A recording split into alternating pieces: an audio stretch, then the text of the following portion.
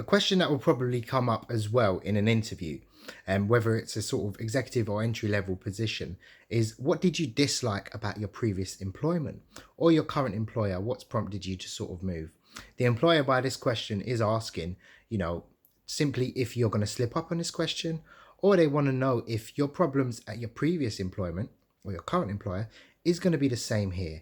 So if this position doesn't have much career progression and the reason you're leaving is because you want career progression, chances are that the role isn't going to fit into what you're looking for and you're not what the employer's looking to hire for the next role.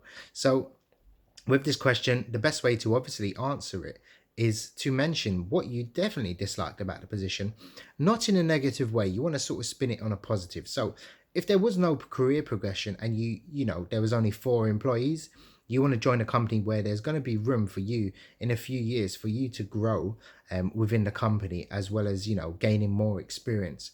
You could also mention your current role, that is, there's nowhere for you to sort of learn. You're doing the same job day in, day out. So you'd mention something along the lines of, there's not much autonomy. My tasks currently don't challenge me. They're quite repetitive. Although I'm very competent in doing so, I can't actually progress my career, and professional development is very important to me. I wouldn't allude to anything negative, of course. I wouldn't sort of suggest that the job is boring, you're bored of the job, you've got nowhere to sort of progress to.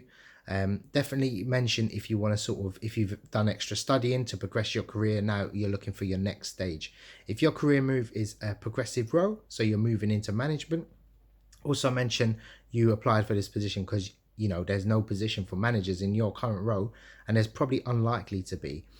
Also mention that you've been promised, you know, a sort of pay rise, or you've been promised more responsibility, but you haven't looked to take that on.